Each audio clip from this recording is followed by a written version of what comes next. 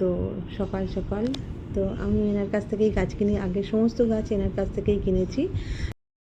বাড়ির কাছাকাছি আরেকটা জায়গায় গাছ বিক্রি হয়, কিন্তু সেখান থেকে আমি যতবারই গাছ কিনেছি ততবারই আমার মরে গেছে গাছগুলো, সেই জন্য আমি আর সেখানে যাই না। তো এই ভদ্রলোকের কাছে গাছ কিনলে তো আমার এখনও সেই গাছগুলো, কিছু কিছু গাছ এখনও বেঁচে আছে ভালো। গাছগুলো এনার কাছ থেকে যতগুলো গাছ নিয়েছি আমার মরেনি গাছগুলো। তো আমি এখানেই চলে এসেছি। তো আজকের একটা ছোট্ট ব্লগ, তো কেমন লাগলো অবশ্যই বলো।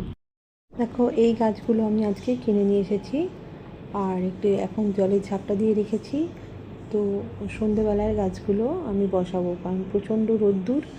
তো এখন আমি বসাবো না। আর গাছের মাটি ভাবছি যে গাছের মাটিটা ভালো করে তৈরি করে নিই টবের, তারপরে গাছগুলোকে আমি বসাবো। এটা হচ্ছে কারি পাতা গাছ, এটা বেলফুল, এটা টগর ফুলের গাছ, আর এটা হচ্ছে জেট প্ল্যান্ট। অনেক দিন থেকে খুঁজছিলাম গাছটা। আর এখানে নিয়েছি, দেখো এখানেও একটা ইনডোর প্ল্যান্ট আছে, করবি গাছ আছে। এটা হচ্ছে আমার ছোট্ট ব্যালকানি, যেখানে আমি সকালবেলা ঘুম থেকে উঠে আগে আমি এদের দেখি, আর এদের দেখলে আমার দিনটা ভালো যায়। নিজের হাতে বানানো আমার এই ব্যালকানি বাগানটা তোমাদের কেমন লাগলো অবশ্যই বলো। দেখো অনেক কিছু ফেলে দেওয়া জিনিস থেকে আমি বানিয়েছি।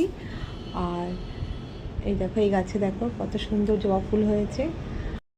এখানে আমি অনেক ফেলে দেওয়া জিনিস থেকে আমি টব বানিয়েছি, গাছ বসিয়েছি। বড় বড় জলের ড্রাম কেটে বসিয়েছি গাছ, ছোট ছোট বোতল কেটে কেটে সেগুলোতে আমি গাছ বানিয়েছি।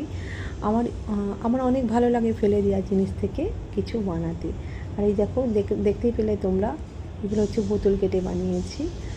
আর যাক, ফ্ল্যাটের কতটুকু আর জায়গা পাই, তবুও এতটুকু জায়গার মধ্যে নিজের শখ পূরণ করা। আর এই যে এসির জলটা এখানে পড়ে, তো অ্যালোভেরা গাছে, আর জল পড়লে বেশ গাছটা বেশ সুন্দর সতেজ হয়ে থাকে। আর মাঝে মাঝে এখান থেকে কেটে আমি গাছের গোড়ায় দিই, মানি প্ল্যান্টের গাছের গোড়ায় দিই, গাছগুলো অনেক ভালো থাকে। আর এই যে অ্যালোভেরার যে জেলটা, এটাকে তোমার ভালো করে পেস্ট করে নিয়ে এটা জল মিশিয়ে তোমরা স্প্রে করতে পারো, তাহলে পোকামাকড়ের হাত থেকে অনেক রক্ষা পাওয়া যাবে।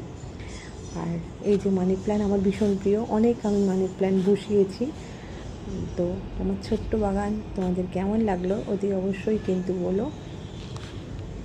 তোমরা দেখলে যে গাছগুলো আমি কিনেছি সেগুলো আমি এখানেই বসাবো, জায়গা করে বসাবো। আর দেখো কত সুন্দর বেল ফুল হয়েছে, কড়ি ধরেছে। এই গাছ কিন্তু এর আগেও অনেক ফুলে ভর্তি হয়ে গেছিলো। পুজোর সময় মাটির দাঁড়ঘর ছিল, সেগুলোকে ফেলিনি। আর সেগুলো কোথায় ফেলবো, তো সেগুলোতেই আমি গাছ বসিয়ে দিয়েছি। আজকে আমার এই ছোট্ট বাগানের ব্লগটা তোমাদের কেমন লাগলো অতি অবশ্যই কিন্তু তোমরা কমেন্টস করো।